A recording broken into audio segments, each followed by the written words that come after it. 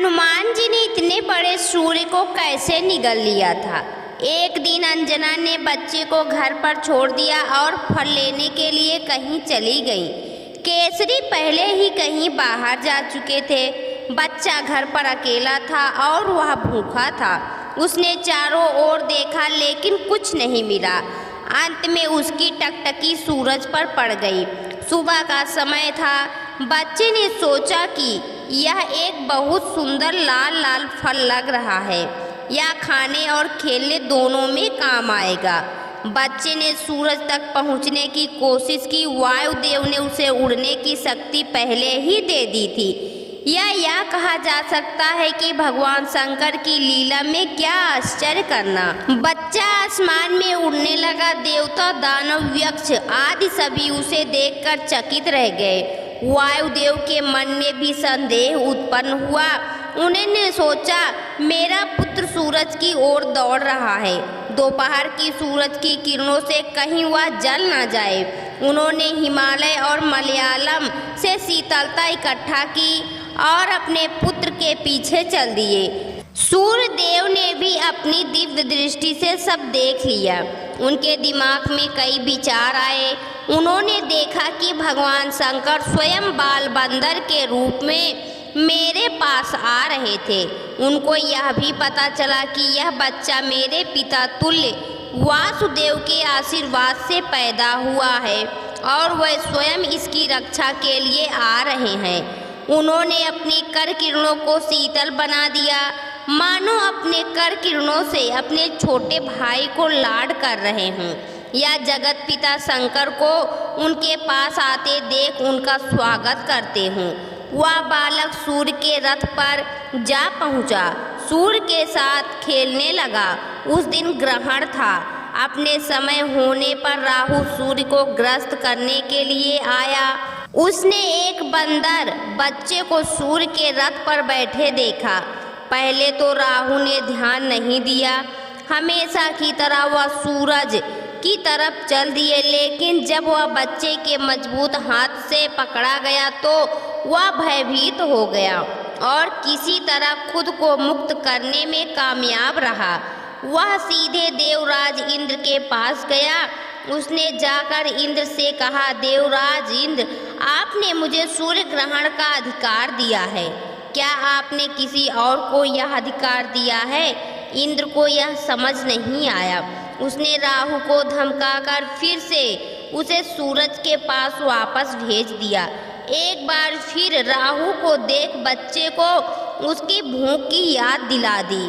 उसने सोचा कि यह खाने के लिए अच्छी चीज है। बस वह राहु पर टूट पड़ा। इस बालक के तेज से राहु भयभीत हो गए और अपनी रक्षा के लिए इंद्र से चिल्लाने लगे। इंद्र ऐरावत पर चढ़कर और राहु की रक्षा के लिए दौड़ पड़े। ऐरावत को देखकर बच्चा राहु को छोड़ उसने ऐरावत को एक अच्छा सफेद फल समझा और उसे पकड़ने के लिए दौड़ा। अब इंद्र डर के मारे अपना वज्र फेंक दिया, जिससे बच्चे की बाईं टुड्डी टूट गई। बच्चा घायल हो गया और पहाड़ पर जाकर गिर गया और जूझने लगा। वायुदेव बालक को उठाकर गुफा में ले गए। वह इंद्र से बहुत नाराज हो गए और उन्होंने अपनी गति रोक दी। हवा बंद होने से सभी लकड़ी की तरह सख्त हो गए। तीनों लोकों में कोई हिलचल नहीं सकता था। सभी ने सांसें रोक ली। देवता घबरा गए। इंद्र ब्रह्मा जी के पास दौड़े। उस क्षण ब्रह्मा जी पर्वत की गुफा में गए और अपने हाथ से उसे छूकर बालक को पुनर्जीवित किया। बच्चा प्रसन्नता से खड़ा हो गया। वायुदेव बहुत प्रसन्न हुए और उन्होंने पूरी सृष्टि की जीवनी वापस शुरू कर दी।